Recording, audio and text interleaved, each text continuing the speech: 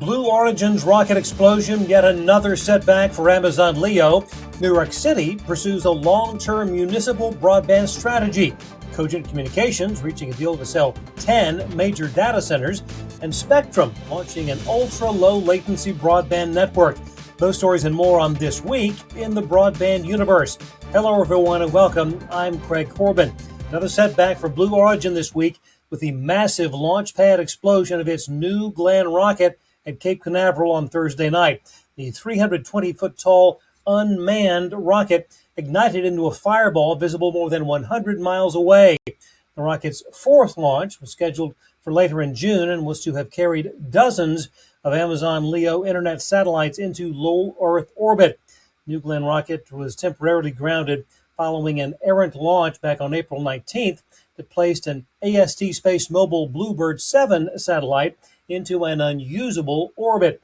Estimates are that it will take at least a year for the project to recover from this latest setback. The Office of New York City's public advocate this week calling for the Big Apple to treat broadband as a public utility with a proposal that would expand affordable internet across all 5 boroughs. The plan would incorporate public infrastructure, enhanced oversight of internet providers, along with expanded digital equity programs such as Big Apple Connect that provides free broadband service to more than 140,000 public housing residents, and the campaign known as Get Online NYC that allows residents to search for free Wi-Fi and tech support. Well, it hasn't taken long for Anthropic's Project Glasswing initiative. It looks for systematically important code flaws to find a lot of issues. Using Mythos, more than 10,000 high or critical severity software vulnerabilities have been uncovered. The company says that result has served to shift the primary focus in cybersecurity from discovering flaws to verifying and then patching them. A number of partners in the project have reported a 10-fold increase in the rates of bug discovery.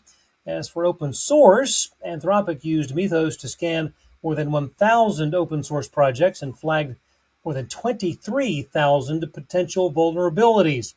Another issue, having the human capacity to triage, design, and deploy patches for all of the software bugs.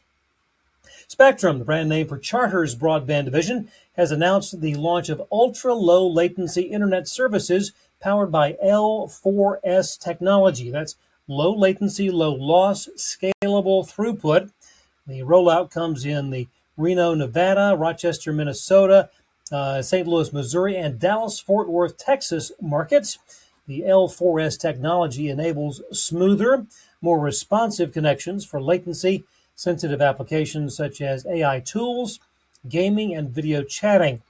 A nationwide rollout will follow later this year. Elsewhere, SpaceX has been awarded a $2.29 billion deal to expedite development of the Pentagon's future space-based architecture.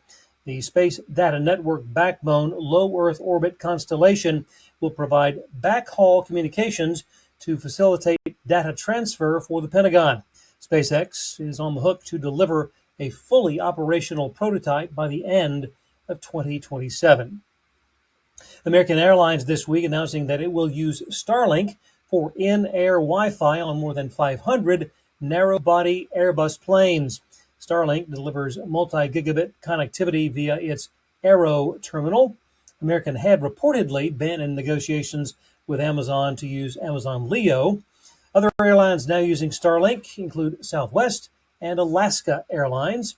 Delta has a deal to start using Amazon Leo beginning in 2028.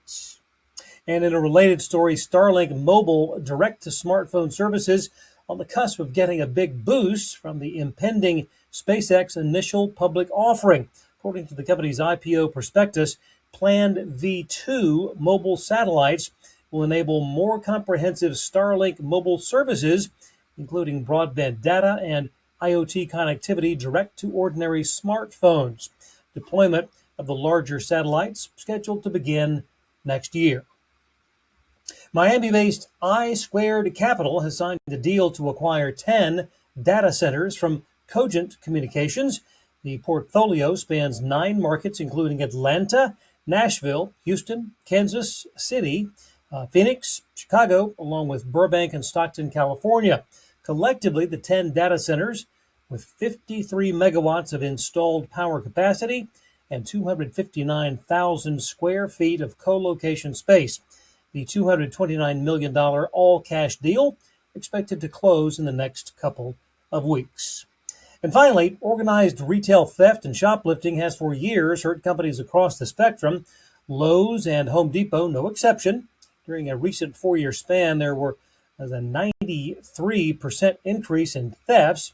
Now the tandem of big box home improvement giants are using ALPR, that's an AI-powered license plate reader, to help catch thieves. In one case, 14 people were arrested for more than 600 suspected thefts from 71 different Lowe's and Home Depot stores in Southern California. Total value of the stolen goods, more than $10 million. Hey, wouldn't it be nice not to have so much inventory locked away behind those cages at Home Depot and Lowe's? AI to the rescue of do-it-yourselfers everywhere. Well, thanks for watching. We'll see you next time on This Week in the Broadband Universe.